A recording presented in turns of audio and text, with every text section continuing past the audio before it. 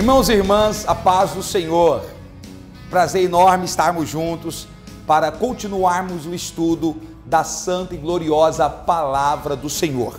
Nós estamos hoje reunidos para continuarmos a nossa lição que trata sobre antropologia bíblica e teologia sistemática, a raça humana, a sua origem, a sua queda e a sua redenção. E você é muito bem-vindo ao nosso canal. Aproveite e antes de você assistir a nossa videoaula, verifique se você já é um de nossos inscritos aqui no canal ADMP TV. Se você ainda não é um inscrito, não perca tempo e antes da aula começar, já deixe a sua inscrição clicando aqui, ó, nesse botão vermelho escrito inscrever-se.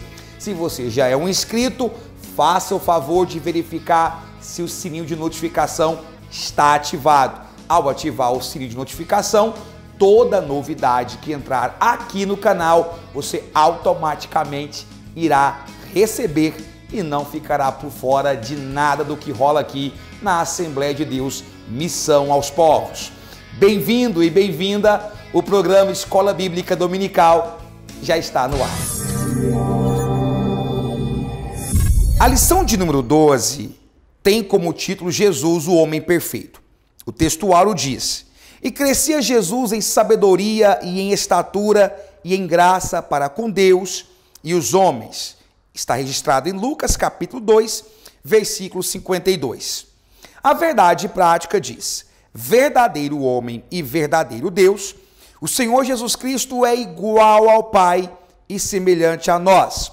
Sua divindade e humanidade não são aparentes, são reais, perfeitas e plenas. A nossa leitura bíblica está em Lucas, capítulo 2, versículo 40 ao 52, uma passagem que narra um episódio que aconteceu na infância de Cristo. E o nosso objetivo geral, clarificar que o Senhor Jesus Cristo é igual ao Pai e semelhante a nós, ou seja, divino e humano, ok? Muito bem, meus irmãos. Então, nós finalmente chegamos na lição que irá tratar sobre Cristo. Estamos caminhando para o final da lição e o nosso objetivo geral é justamente conversarmos sobre as características e, por que não dizer, a natureza do nosso Senhor Jesus.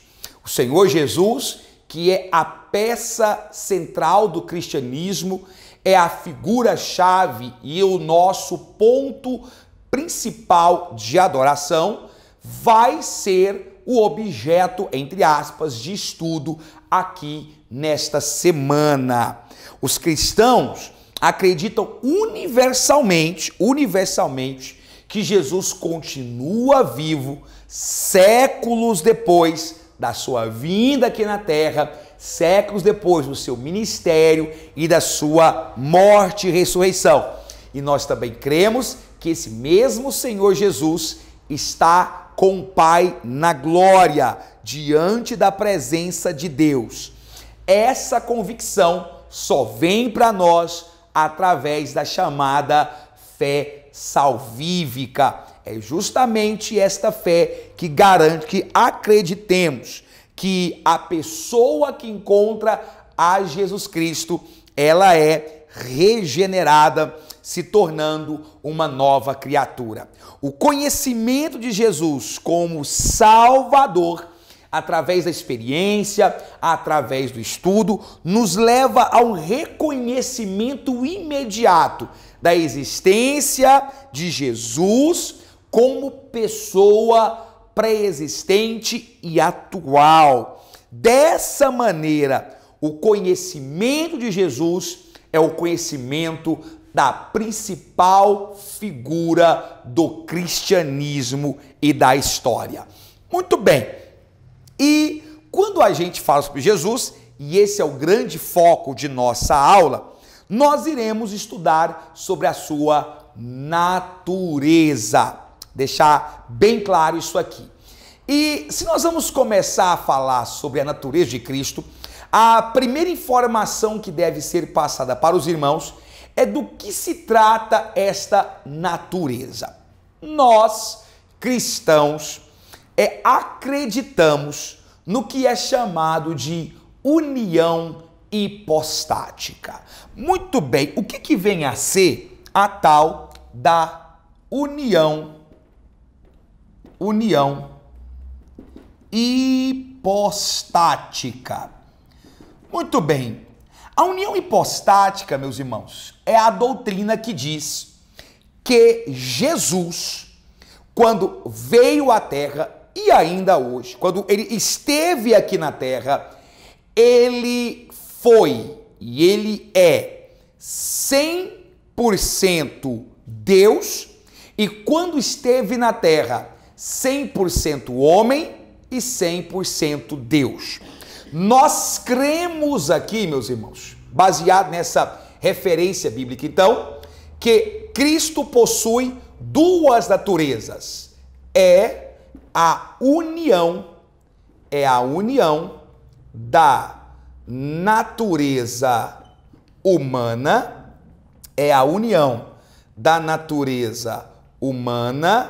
e natureza divina de Deus, tá? De Cristo, no nosso caso aqui, especificamente falando. Então nós cremos que a união hipostática é o fato de que em Cristo há a sua humanidade e a sua deidade. E aqui é necessário falarmos um pouco sobre isso. Primeiro, o que significa isso? Significa que quando o Verbo se fez carne, conforme João diz no seu evangelho, no primeiro capítulo, o Logos, o Verbo se faz carne, ele vem à Terra munido de toda a sua deidade. Cristo não deixou de ser Deus, mas quando ele veio à Terra, ele assume também a natureza humana em 100% da sua faceta. Ou seja, Jesus não é um ser híbrido, meio Deus, parte Deus e parte homem.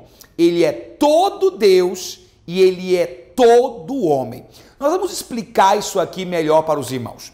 Há um ditado que diz que quando há não um ditado, mas uma figura que diz que quando Cristo veio à Terra, ele era 50% Deus, 50% homem. Este pensamento, ele é fruto de uma heresia que varreu a igreja por volta do século III e do século IV, chamado nestorianismo. O nestorianismo, ou os nestorianos, eles acreditavam que Cristo possuía duas partes, a parte divina e a parte humana.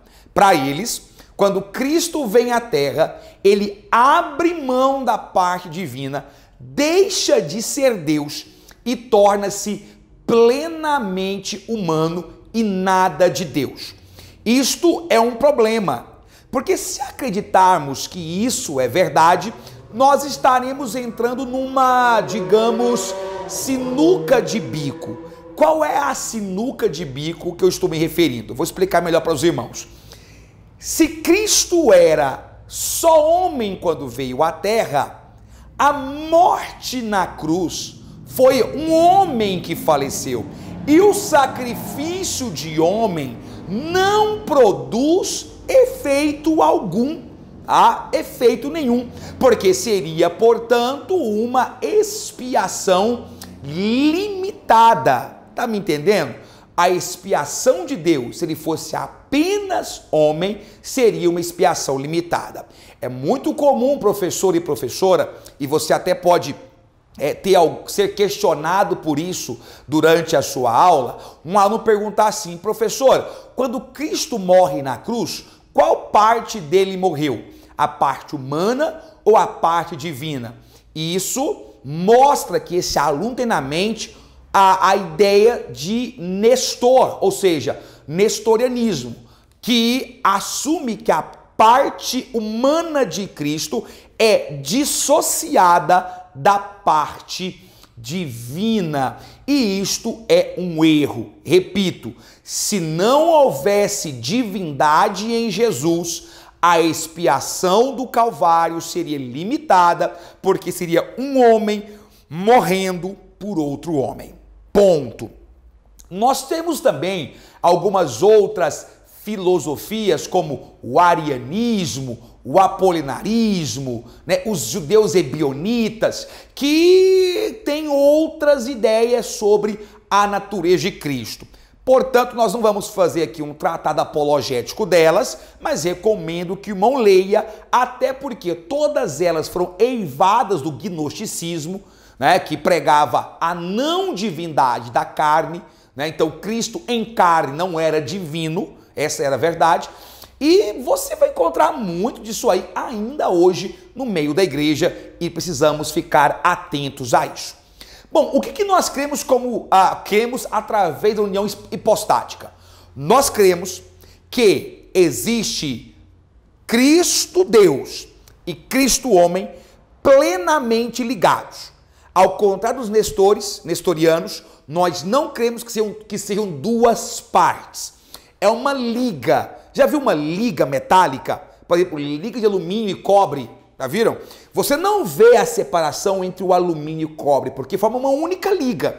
Então, nós cremos que a natureza de Cristo é uma liga da divindade com a humanidade. E é dentro deste conceito que nós não somos igual a Cristo. O que significa isso? Que Jesus Cristo, ele é homem e Deus, e que os atributos divinos são comunicáveis à humanidade de Cristo. Ou seja, existe uma ligação entre as duas naturezas que se comunicam. A união hipostática é a união da natureza humana com a natureza divina, colada, juntada, ligada pelo atributo da comunicação. E é uma comunicação plena. Eu explico melhor para os irmãos. Os irmãos se lembram que quando nós aceitamos a Cristo como único e suficiente Salvador, existem atributos que são próprios de Cristo, mas que são passados a nós, que são próprios de Deus, mas que são passados a nós por comunicação. Por exemplo, eternidade. Eternidade, nós não somos pré-existentes como Deus é, mas nós ganhamos a eternidade porque Cristo nos comunica esta propriedade, esta qualidade de ser eterno. Então nós tivemos um começo, mas nós firmes em Deus não teremos um fim. Está me entendendo a ideia? Então, da mesma forma, a natureza divina de Cristo comunica a natureza humana de Cristo a todos os atributos plenos que ele tem. Enquanto que Deus atribui a nós parcialmente alguns de seus atributos, as duas naturezas de Cristo se comunicam plenamente. Isso é união hipostática. Portanto, nós não dizemos que Jesus é 50% Deus, 50% homem. Ele é 100% Deus e 100% homem. E a pergunta natural que se faz é: por que é que Cristo precisou ter uma natureza plenamente humana? Vamos pensar comigo. Um dos grandes motivos, se não o maior motivo, pelo qual Cristo resolve se encarnar como 100% homem, foi para revelar ao mundo a glória de Deus. Esse é o primeiro grande motivo pela qual Cristo resolve se comunicar, mostrar ao mundo a glória de Deus. E o segundo grande motivo pelo qual Cristo resolve vincular-se a uma natureza humana,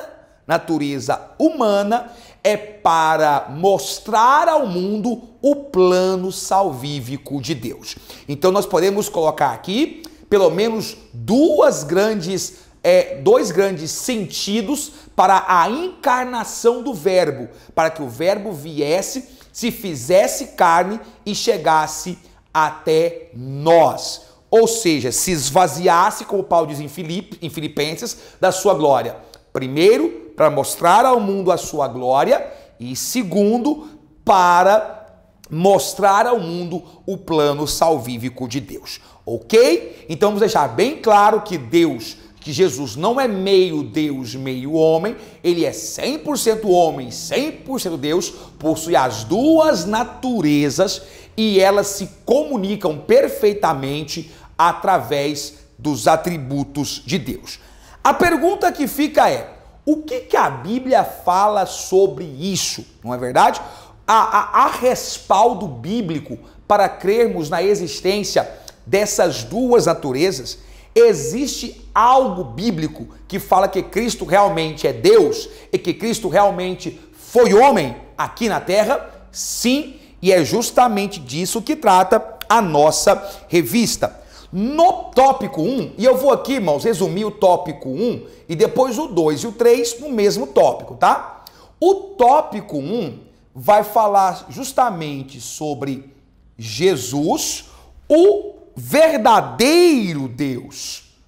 Jesus, o verdadeiro Deus. Meus irmãos, minhas irmãs, para termos certeza de que Jesus é mesmo Deus, basta procurarmos na Bíblia atributos que apenas Deus Pai possui e que são também vinculados ao Deus Filho.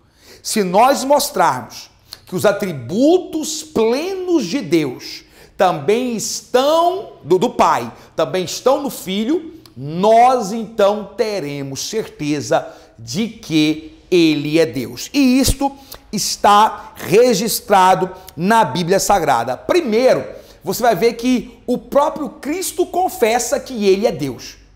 O próprio Cristo, a primeira característica que mostra que Jesus é o verdadeiro Deus é a própria confissão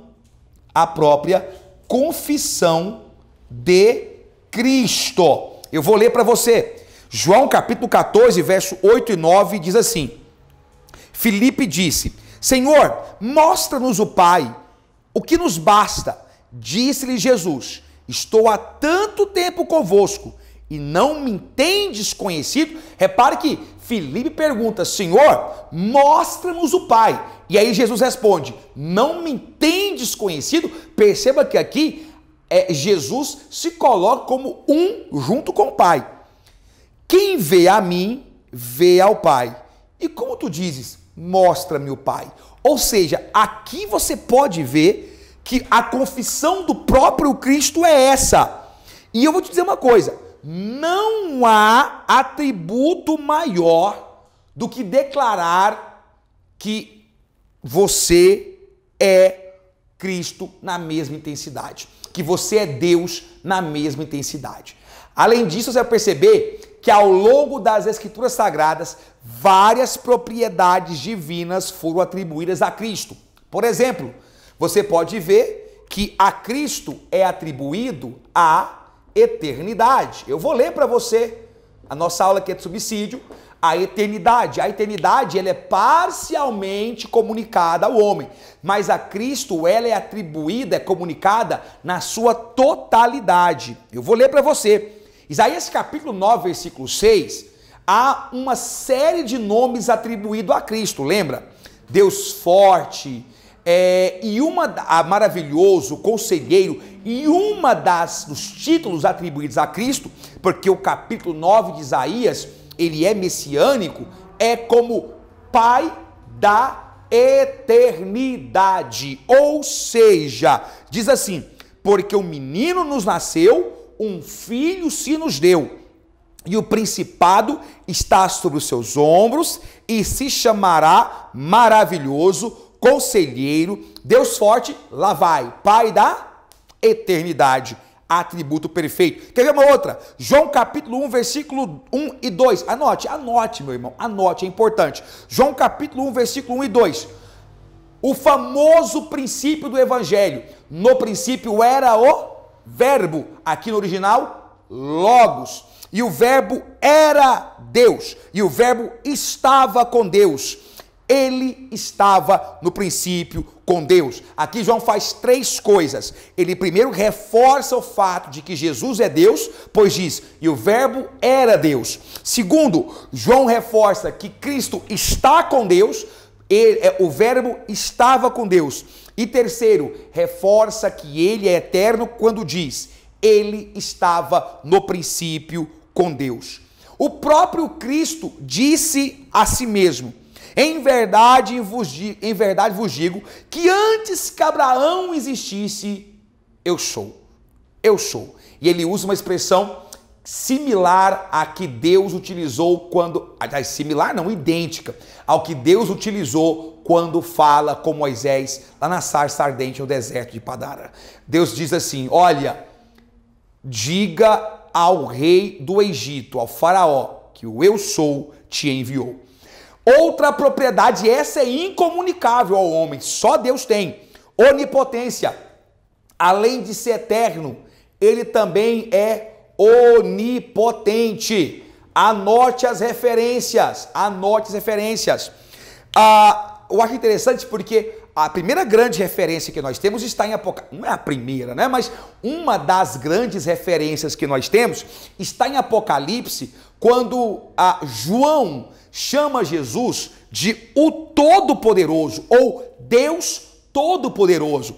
Em Apocalipse capítulo 1, versículo 8, diz assim, Jesus dizendo, eu sou o Alfa e o Ômega, o princípio e o fim, diz o Senhor, o que é, o que era, o que há de vir, o Todo-Poderoso, detalhe, não é o que tem poder, ele é o pronome, no caso aqui o artigo definido o, ele é o Todo-Poderoso, amém? Também, além da onipotência, Cristo também, ele possui a onisciência, tá? Cristo é onisciente. Esse atributo de conhecer todas as coisas também foi colocado por João. Aliás, João se preocupa muito em fazer duas coisas. Repare, se você nunca percebeu isso, eu estou te contando agora. No Evangelho de João, ele se preocupa em apresentar Cristo como homem. Já lá em Apocalipse, na sua visão escatológica, ele procura apresentar Cristo como Deus, para fazer esse contraste dicotômico entre a natureza dupla de Jesus, tá? E ele fala assim, ó, João capítulo 21, versículo 17, sobre a onisciência, é aquela passagem clássica de que Pedro questiona Jesus, não é? Aliás, Jesus questiona Pedro. Disse terceira vez, Simão, filho de Jonas, amas-me? Simão entristeceu-se por lhe ter dito terceira vez, amas-me? E disse-lhe o Senhor, tu sabes tudo, tu sabes que eu te amo. Jesus disse-lhe, apacenta as minhas ovelhas. E por último, nós temos a onipresença. A onipresença. Meus irmãos, onipresença é aquele atributo que esse não tem como. Só Deus tem. O diabo não tem essa capacidade. Aliás, o diabo nem onisciente, nem onipotente também é. Mas a onipresença é atributo mesmo. Nenhum atributo é tão próprio da deidade, da divindade, quanto o atributo da onipresença. E você vai ver que ele diz, lá em Mateus capítulo 18, versículo 20, porque onde estiverem, esse é clássico, né? 2 ou 3 reunidos em meu nome, eu estou ali no meio deles. E por último, meus irmãos, o último atributo que atesta que Cristo realmente é Deus é o fato de que ele é Criador. Isso está muito bem registrado em João, e eu quero voltar no Evangelho de João, capítulo de número 1, e ler o seguinte, lá em João, nós temos 3 tópicos importantes. 3 tópicos que eu quero deixar claro para os irmãos. Quando vai falar sobre Jesus, João enfatiza muito logos, porque logos significa criação, dar continuidade. E você vai ver o seguinte, primeiro ele fala positivamente de Jesus como Criador, quando ele diz, todas as coisas foram feitas por ele. Isso é João capítulo 1, versículo 3, ok? João capítulo 1, versículo 3, Evangelho de João. Ele começa de forma positiva. Todas as coisas foram feitas por ele. Depois, ele vai para uma negativa. E sem ele, nada do que foi feito se fez. Percebeu? E por último, você vai ver que ele faz uma convocação universal. Ele começa positivamente, vai no meio negativamente, e ele termina ali de forma universal quando diz, estava no mundo, o mundo foi feito por ele e o mundo não o conheceu. Estava no mundo, universal. O mundo foi feito por ele, universal. Então, positivamente, João trata Deus, Jesus como Criador, positivamente. Todas as coisas foram criadas por ele. Negativamente, e sem ele, nada do que foi feito se fez. Terceiro, universalmente, ele estava no mundo e o mundo foi feito por ele, ok? Meus irmãos, e o tópico 2 e 3, basicamente, resumindo aqui, trata Jesus como verdadeiro homem. A nossa aula tem o objetivo de dar suporte para os irmãos, mas eu sempre vou instigar os irmãos a fazer as próprias pesquisas, tá? E aí, meus irmãos, eu quero só lembrar o seguinte, a encarnação de Cristo, ela é sem dúvida nenhuma, o maior evento, ou pelo menos está entre os maiores eventos que já aconteceram no nosso universo, juntamente com a criação dos seres celestiais, juntamente com a criação do homem, juntamente com a queda, juntamente com outros grandes eventos, com o dilúvio, a vinda de Cristo à Terra é o maior evento bíblico que nós temos. E ao fazer um exame específico da natureza humana de Cristo, você vai perceber alguns detalhes interessantes. Nós falamos aqui agora há pouco da união hipostática, mas procuramos encontrar base para a natureza humana de Cristo. Enquanto que a parte divina de Deus está plenamente registrada nas Escrituras Sagradas, a parte humana de Cristo, ela é feita por inferência.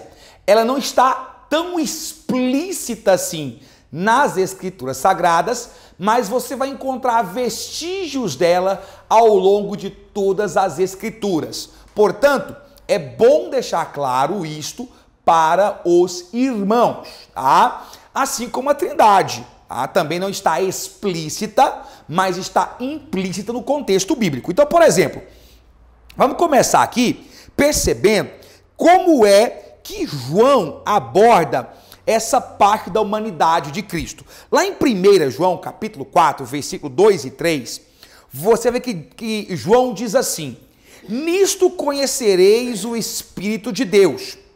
Todo espírito que confessa que Jesus Cristo veio em carne é de Deus. Veio em carne, meu irmão, natureza humana.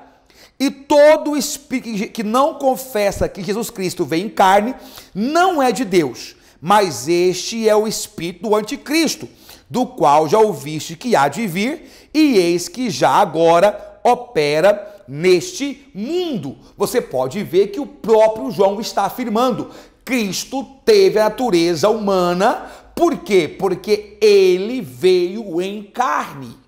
E aí, eu quero abordar, para terminar nossa aula, um tópico importante, porque muitos irmãos questionam, dizendo assim, Cristo, quando veio à Terra, ele usou a sua divindade? Meus irmãos, ele continuou sendo Deus, mas ele não usou a divindade hora nenhuma para obter vantagens sobre o homem. É claro que, como Deus, ele via o futuro. Claro que, como Deus, ele sabia a intenção das pessoas. Ele não ficou cegado com relação a isso. Mas ele não deixou de sentir fome. Ele não deixou de chorar.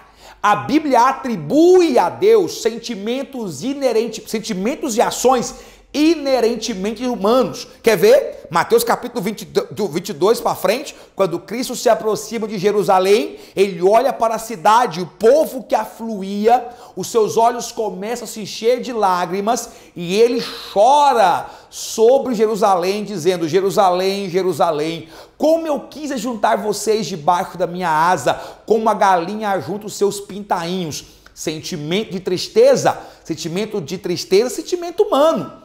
Cristo sentiu fome e sede, sentimento humano. Ele pediu água na cruz, sentimento humano. Ele chorou quando soube que Lázaro havia morrido, sentimento humano. Então, Cristo tinha sentimentos humanos. Cristo sentiu desejo sexual? Mas vamos ser sinceros, sim. Meu Deus, o irmão de Israel acabou de cometer uma heresia. Não! Ele era homem, 100% homem, dotado de hormônio, impulsos sexuais, vontade de pecar. Mas esse é o grande diferencial. Como homem, ele não pecou hora nenhuma. Ele não deu vazão a seus sentimentos. Ele não extravasou seus sentimentos. Ele se manteve fiel. Ele se conservou fiel. Homem nenhum faria isso, homem nenhum pode fazer. Por quê? Porque acaba que nós não temos natureza divina, não é? Nós somos concebidos em pecado, todo aquele processo. Cristo, mesmo dotado de uma natureza corruptível, ele venceu o pecado. Isso é o mais importante, tá, meus irmãos? O mais importante. Para terminar aqui e provar que realmente ele era homem e que ele tem essa natureza ainda. Eu digo que ele tem essa natureza porque está imbuída em Cristo. Ele nos conhece e sabe o que sentimos. João, sempre que na Bíblia Sagrada, sempre que a expressão cordeiro é utilizada, principalmente por João, se refere a homem, a Jesus como homem. E você vai ver que lá em Apocalipse, capítulo 13, versículo 8, já glorificado, João chama de cordeiro. Diz assim: e adoraram-na todos que habitam sobre a terra, esses cujos nomes não estão escritos no livro da vida do cordeiro que foi morto desde a fundação do mundo. Meus irmãos, e para fechar, você vai ver que Cristo era realmente que o Messias seria humano, porque além das profecias, houve também os tipos. Davi foi um tipo de Cristo, tantos outros foram, o próprio Isaac em algum momento foi tipo de Cristo, enfim, tantos e tantos que mostram que nesse momento você vê Cristo agindo como homem. E um detalhe, as limitações humanas de Cristo eram, na minha opinião, o ponto máximo que confrontavam a divindade de Cristo com a humanidade de Cristo. Entenderam? As limitações, a dor, o choro, o medo, a angústia, expressam claramente o maior momento de tensão entre a natureza divina e a natureza de Cristo. Para provar que Cristo tinha as duas naturezas, é só lembrar lá do diabo tentando a Cristo no topo do templo, lá no pináculo, dizendo: Cristo, lança-se daí de cima, porque se deres ordem aos anjos, eles vão vir aqui te socorrer. Isso é prova de que ele ainda era Deus aqui na terra.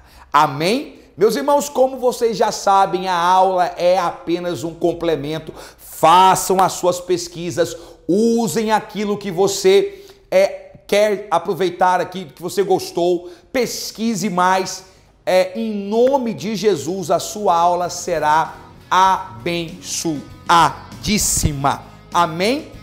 Que Deus possa continuar te prosperando, que Deus possa continuar te abençoando. Se a sua escola dominical está suspensa devido ao coronavírus que tem se alastrado pelo mundo, além de orar, além de jejuar e de interceder a Deus, não percam as aulas online. Que Deus possa te abençoar. Não se esqueça de comentar, de deixar o seu like, o seu joinha. Isso ajuda bastante o nosso canal e o nosso vídeo. Que Deus te prospere sempre mais. Amém.